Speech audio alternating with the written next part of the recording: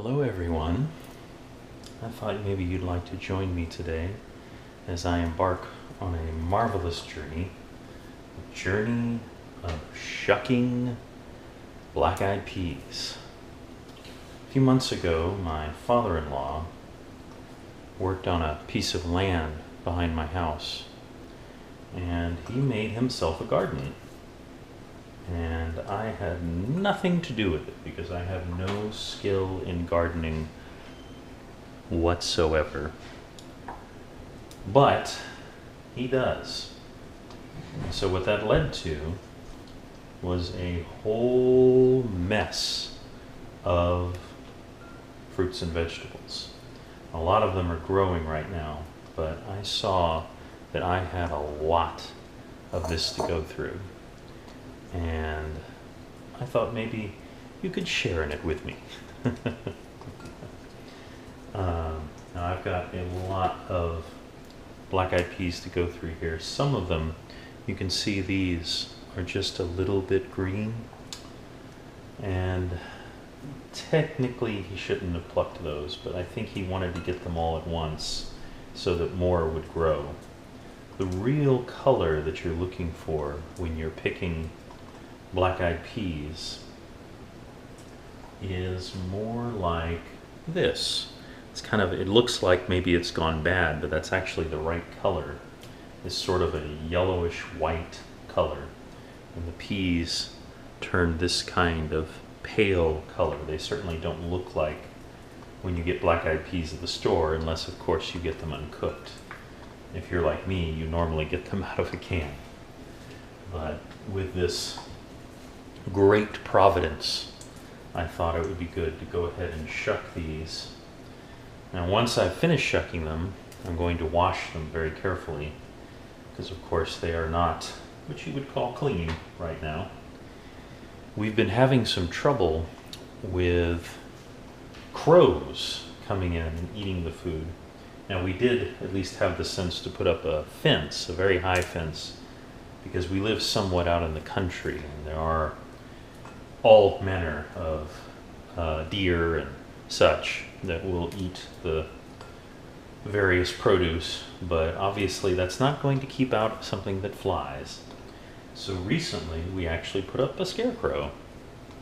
I was rather proud of how it came out. Unfortunately, from what I've read, scarecrows only work for a while, and crows, being rather smart, will figure it out. So if you have any suggestions for keeping out crows, I do welcome them in the comments. Thank you. But one of my friends suggested that I put something shiny in there. Some of these are a little tougher, so I'm going to be using a knife to kind of work them open. So what I'm going to do is take some old CDs. What I found is it was actually hard for me to find CDs because I don't use CDs anymore. But I was able to find some old video games that I haven't used in years. And what they said is just take some fishing line, which my father-in-law has in abundance, and just put those, dangle those from the scarecrow. And what happens is it confuses the crow. They don't like flashing lights, though they are attracted to flashing things, which I find odd that that was recommended to me, but whatever works. I just personally really like building scarecrows because as a child I used to build various dummies for Halloween that I loved to put outside my house. So it was something that I was very interested in. These green ones, not only are they not quite as mature as I would like, they are actually much harder to get out as well. But I do what I must. Let me see if I can find, if you get one of the ones that's right, if you can find the tip that's kind of, there's nothing in it, you can actually kind of pull like a zipper, and then they all come spilling out. That's really nice, is when you can do that. Unfortunately, the more green ones normally will not let you do that. Sometimes they will, like this one did about halfway. I'll take half over nothing. But I've got quite a few of these to go through. I'm going to show you real quick I've actually got a few other items here that he's been busily growing. One of them is a massive zucchini. You can see how big that bad boy is. My wife makes a wonderful zucchini bread that is delicious. The other one, of course, is corn. It's a great, I have about a dozen ears of corn. That's a small one. Lots and lots of cucumbers. I've been using those, just eating them as a snack, and lots of red potatoes, which I made some, if I do say so myself, some very delicious garlic mashed potatoes recently using those. I was very happy with how they came out. There's also squash. There's also cantaloupe, which is still growing. And I'm very excited about this. He's also growing some pumpkins out there. Now you have to understand again that I have zero skill in growing things. None whatsoever. But my father-in-law grew up on a farm. He literally grew up on a farm. He was just telling me the other day that one of their cash crops was pecans. And his father made a sack, a big burlap sack for all of the children, and put their name on it, and would set them out to the field. And once they had collected it, he took all of their sacks, kept them separate, took them to the market and sold the pecans, and he gave them 1/2 of everything that they collected. So a wonderful early lesson in salesmanship. I thought that was rather clever. I need to think of something like that for my daughter sometime. She has been enjoying these as well. He wisely asked us, of course, what we like. And one of my daughter's favorite things, one of my favorites too, is black-eyed peas. So this is certainly going to be worth the effort. Now I will say, I mean, the truth is, no matter what anyone says, it's not worth it financially to grow vegetables on your own land. Not so much the cost of doing it, but there is that to consider. It's really more the cost of time. The only reason that our garden has flourished so much is because my father-in-law has put a tremendous amount of effort into it. He's weeded it, he's worked to keep out the pests, he's managed, you know, there's a skill unto itself of simply knowing when to pluck these things. Like these, he knew it was too early, but he decided to risk it because he knew that if he did, he could get a whole nother crop before they were done. And they'll still be fine.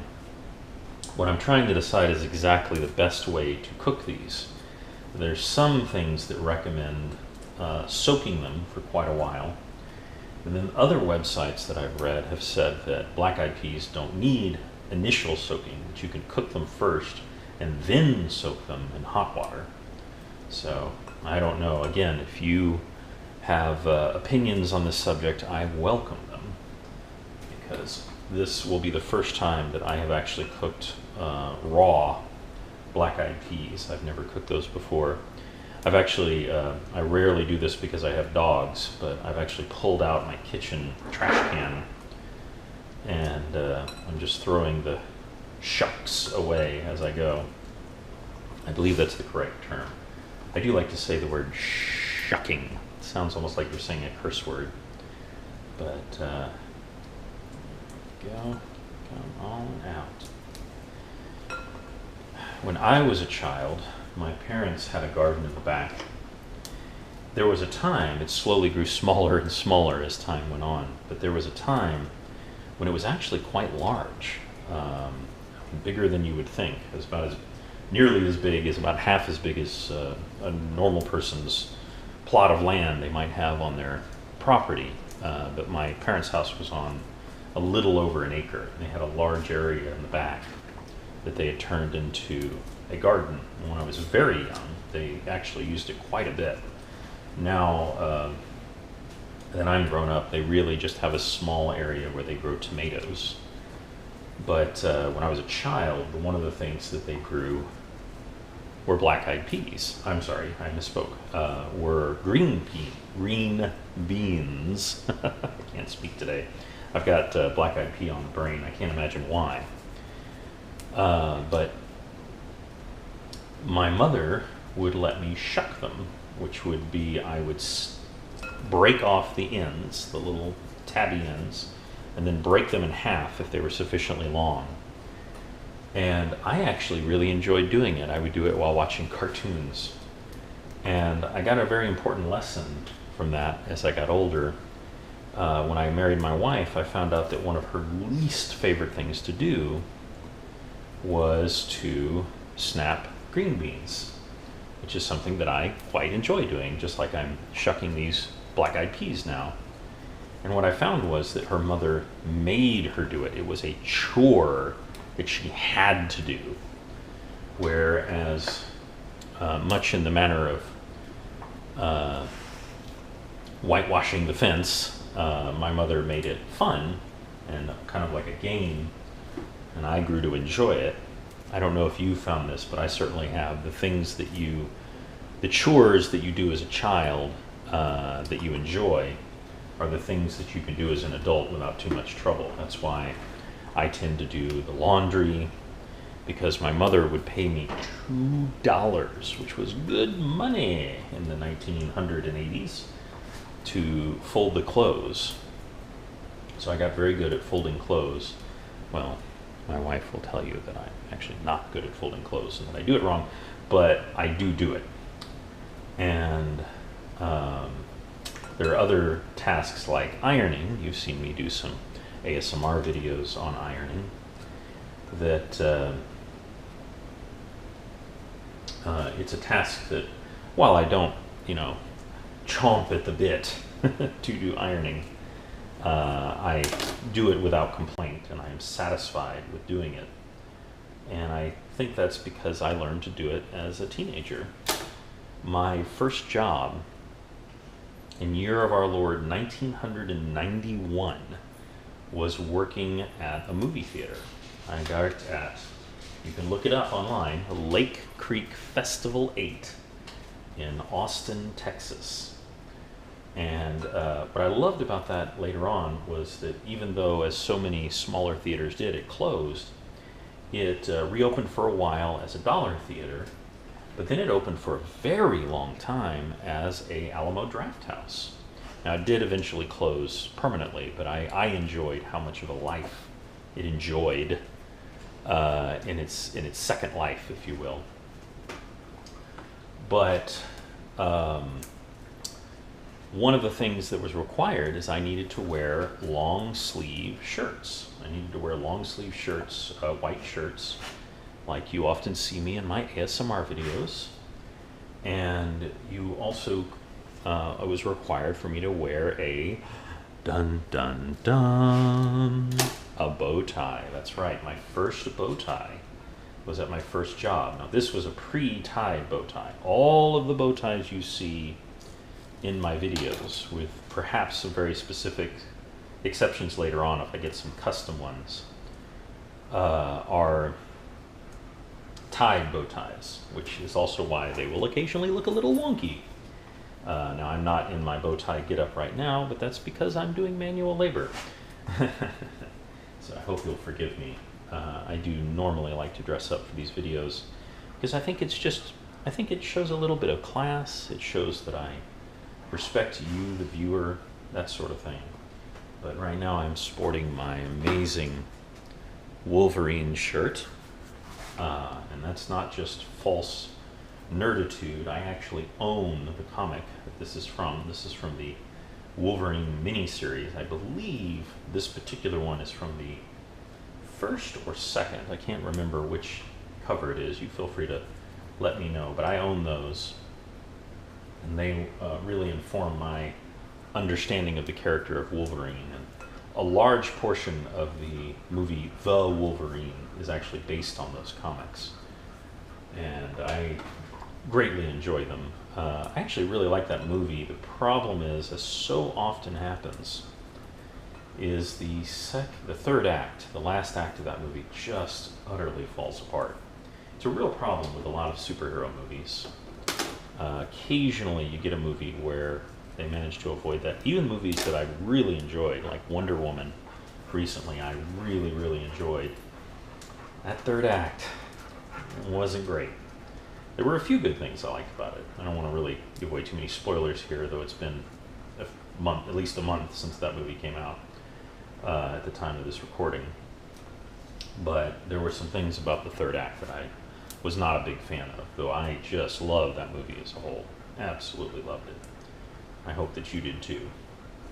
I also hope you enjoyed my movie review of The Mummy. I would like to do more movie reviews in the future because I love movies. It was not an accident that my first job was at a movie theater. I wanted that more than anything. I realized that if I was going to get a minimum wage job, might as well be something fun. And when I worked at Lake Creek Festival 8 in Austin, I ended up working there with a bunch of my friends, which was amazing. I ended up watching a bunch of movies for free, and a bunch actually doesn't even come close to cover it. Dozens of movies. I worked there off and on. Of course, I had school and such for nearly 5 years. I worked both there and at one other movie theater that was also in Austin that was a little closer to, because I actually kept working at the movie theater off and on as I attended college at the University of Texas. So that is my employment history in childhood. But the best part about working at the movie theater was eventually, unfortunately, I ended up only doing it for less than a year, but I became a projectionist. Let me tell you, if you don't need to make money, being a projectionist is literally probably the best job in the world. Because all you do is watch movies. That's it. That's what you do for a living. You watch movies. You get paid to watch movies. It is an amazing job. And now, no offense to the newer projectionists, it is easier than it ever was. Of course, it was easier when I was doing it than the generation before me. When I was doing it, it was still physical movie reels. Most movies had 5 reels, I believe it was. Yes, usually about 5 reels. I think really big movies like Dances with Wolves would have 6 reels. And even then, the little last reel was like small and pathetic. But it was a wonderful job because I would get paid to go. At the time, I would literally drive to the bus stop. They would pay for my gas. I would drive to the bus stop, and I would pick up the movie reels. They would arrive at the bus stop, and I'd pick them up and drive them back to the movie theater. I would then assemble them. And you had this little thing that looked like a tiny guillotine where you would go ka-chink, ka-chink, and you'd cut together the reels. And they had little sprockets on the side, and that's how you would measure where to cut, because every single frame had 4 sprockets. And if you miscounted, which I did at least once, you would get what is known as a jump cut. Now, a lot of people today think of a jump cut in YouTube videos, where so often people are talking and suddenly the camera jumps because they've cut the edit, but they haven't actually cut to a different scene. That is also called a jump cut, but in the old movie parlance, that meant that you cut on 2 sprockets or 3 sprockets instead of 4. And what would happen is the movie would suddenly go bing and hop up or hop down, depending on which way you cut it. And that was embarrassing. But there was a way to protect against that. We would have what was called a tech. So the tech was simply, usually Thursday night, since of course most movies came out on a Friday, after the last movie was finished, we would watch the movie. So here's the thing, first of all, if you worked at the movie theater, or you were friends with someone who worked at the movie theater, you got to see the newest movie before everyone else. This was before midnight screenings were terribly common. And so you got to sit in the theater and watch the movie for free, which was awesome. But here's the thing, if you were the projectionist that day, if you were the one who built that movie, you were there to tech it. And guess what? You were actually being paid to watch a movie. How about that? To this day, I still secretly wish that I had a job that would pay me to watch movies, because I loved that so much about working at a movie theater. I wish that I could have a job today. I've even kind of poked around and see if there were any of those mystery shops available in my area. There are not.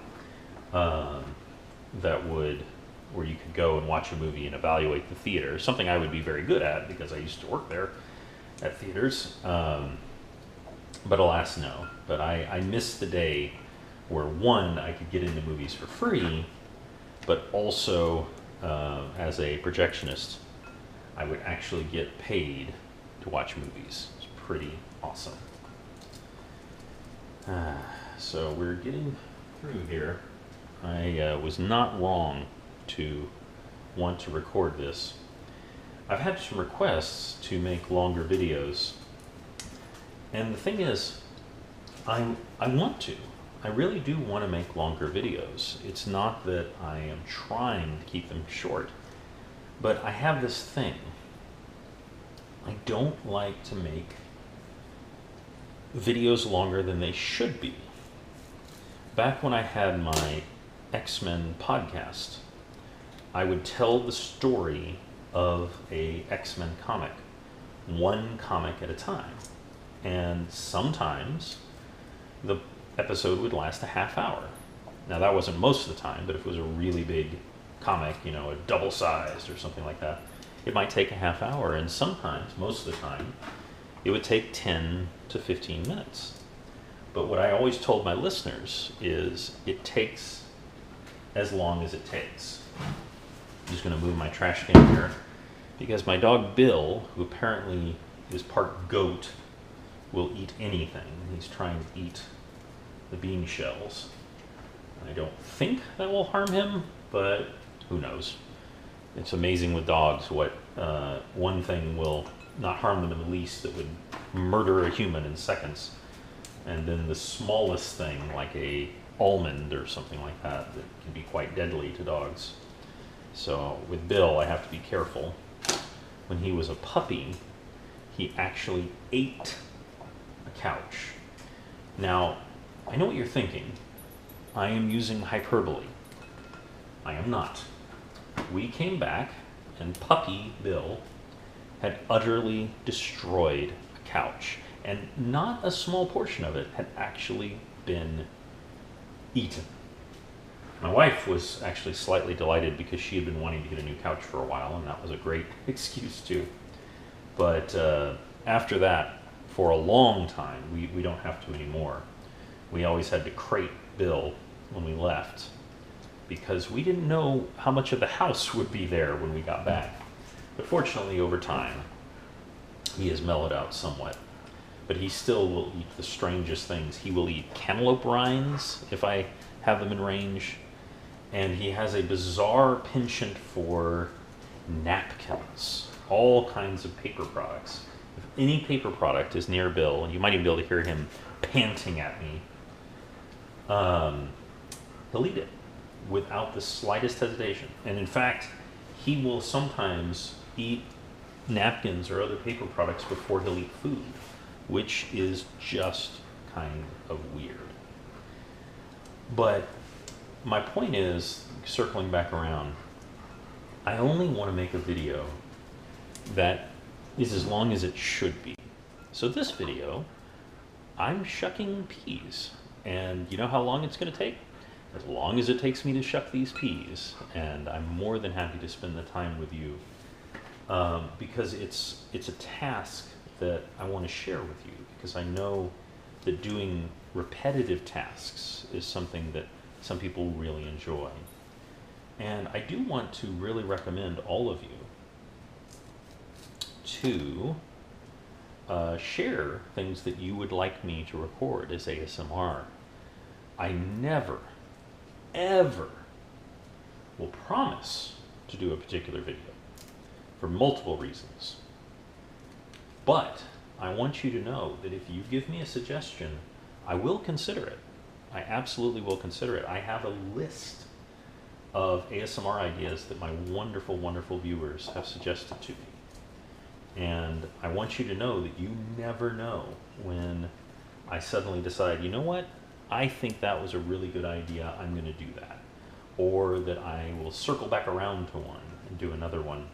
I am planning on doing another Edna Mode. I have a terrible tale to tell you, which was that I actually did record a second Edna Mode video and uploaded it. And after I uploaded it, I deleted the video because, as you can imagine, YouTube videos are quite large, and so I have to delete them after I make them. Then I found out to my horror that the upload had failed, and I did not realize it. So the video was gone. I had lost it, and I will need to re-record it, which is not the end of the world, but if anyone who's ever created anything, you know that when you lose the thing you create, it is heartbreaking.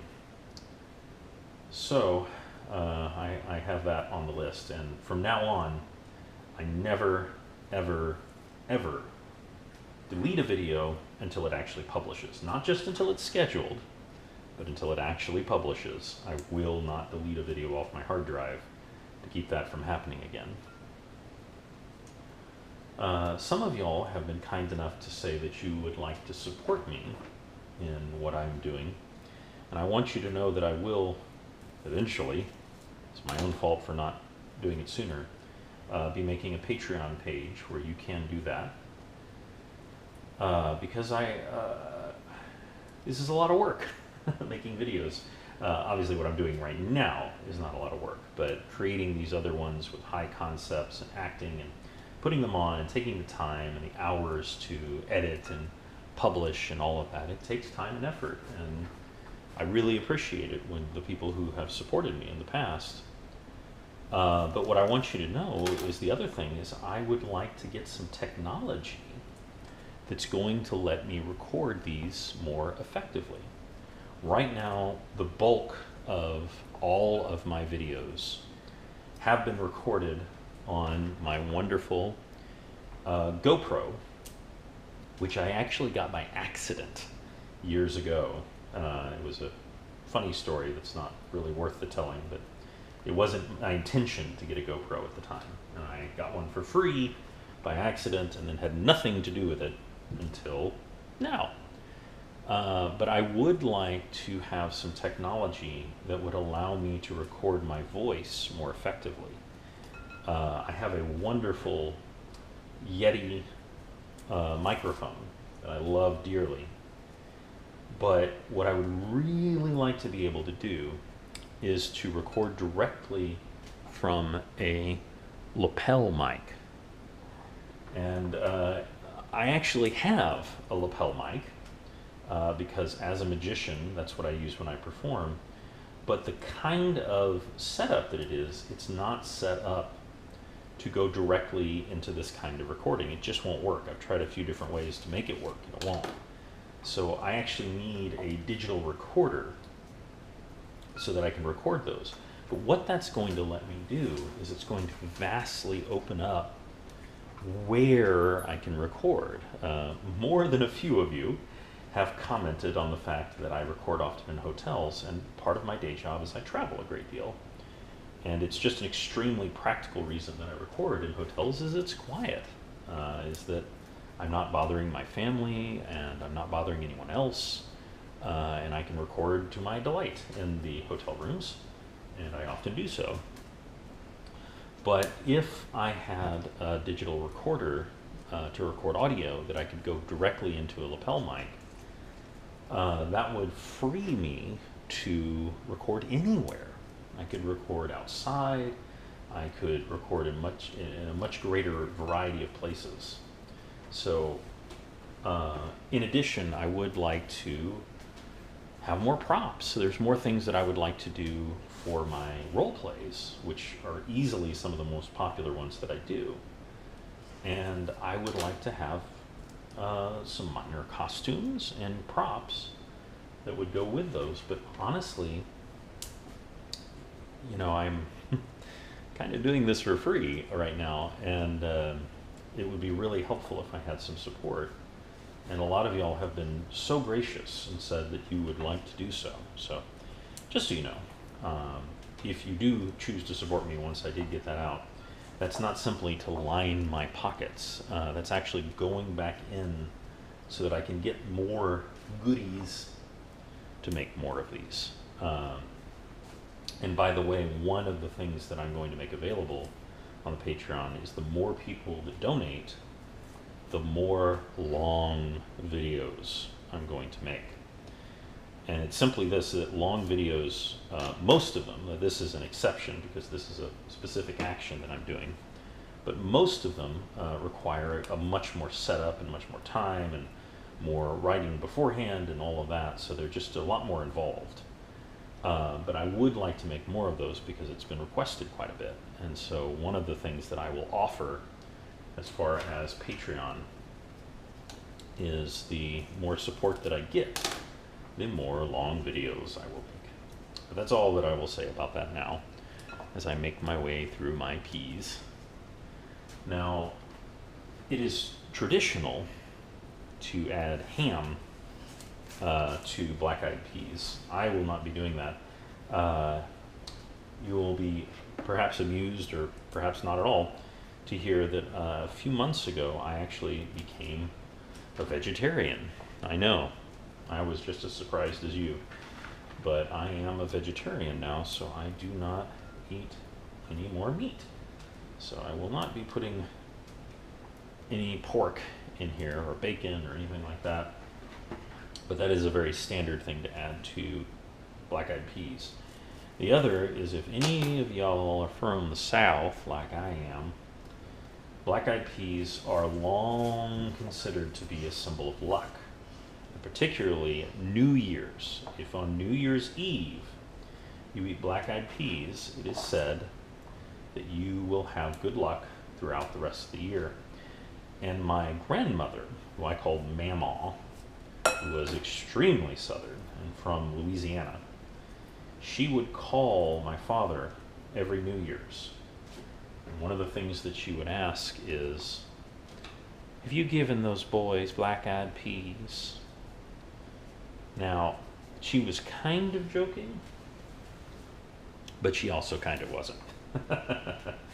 As someone once told me, superstition is someone else's religion. It's funny how these cultural things can run very, very strong. But I tell you what, pretty much every New Year's Eve, you know what I've eaten?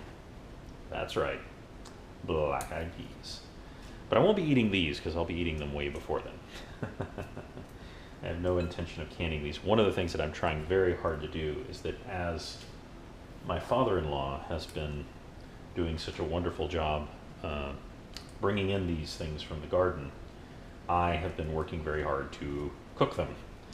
Last year we had a very small garden, just a couple of beds, and even then some of the vegetables ended up rotting, just going bad, because I wasn't ready for them. I wasn't prepared. So this time, as soon as they come in, like these were literally plucked today. What I found the most important thing is to prepare them. If you get a squash out of the garden, wash it immediately, because otherwise that task will just sit there and it'll seem like, oh, I'll get to that later, which is what I did last year. And lo and behold, unsurprisingly, a lot of them ended up going bad, and I really feel bad about that because he put a lot of effort into them. So this year I'm trying very hard when they come in to prepare them as soon as possible, and I've had some really good things come out. Well, first of all, I love chilled cucumbers, like with ranch dressing. That's like just wonderful. If you've ever had that, I highly recommend it. And of course, it's great with salads and that kind of thing. I did try this sort of mayonnaise, creamy cucumber thing, and that didn't go so well. I wasn't really a big fan of that. But I made a squash casserole that had like a breaded, like whatchamacallit, breadcrumbs on the top. That actually came out really well. It was like super cheesy, and it came out very, very well. I was very happy with that. And for the 4th of July, I actually put a couple of the ears of corn, there were only 2 at the time, and put them on the grill and actually wrapped them in aluminum foil, and inside I salted them and added, we actually have some green onions. I added some green onions and cooked them, grilled them in there. And those came out quite nice. They were pretty delicious, let me tell you.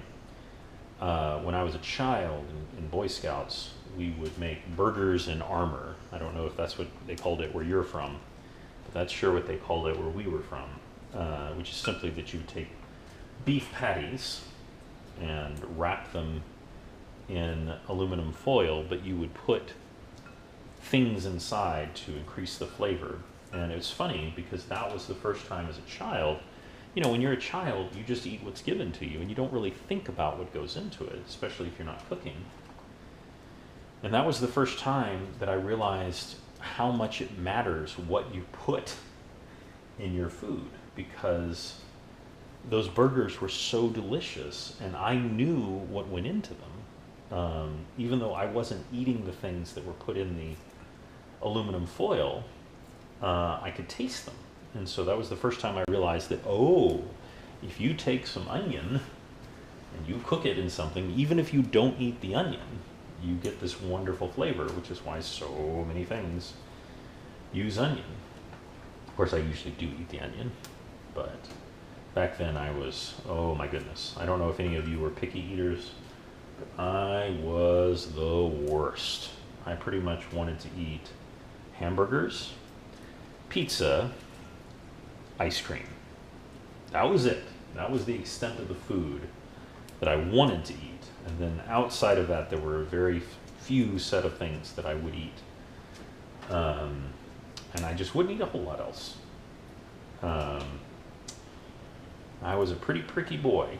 It's very amusing now because as a child, the thing that I hated the most was Mexican food. I hated Mexican food.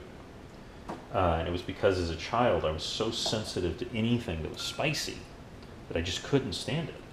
But as I got older, I grew to love Mexican food. And it's actually one of my favorite dishes now. It's one of the most common things my wife and I make, or some form of soft taco in some various fashion, either soft tacos or fajitas, that kind of thing. I'll be the first to say that as a vegetarian, not all vegetarian options are great, but actually the fajita meat, as a, you know, it's tofu obviously, but the fajita meat that you get from Morningstar is actually pretty darn good, especially if you cook it with the seasoning that you would normally use for meat. It actually is pretty darn delicious. So I highly recommend that if you are ever looking for vegetarian options. Well, I am almost done here, and so you have gotten an extra long video. I'm going to wash me up some peas, black-eyed peas, and I hope that they, instead of me, I hope that these black-eyed peas bring you good luck. And I will talk to you soon.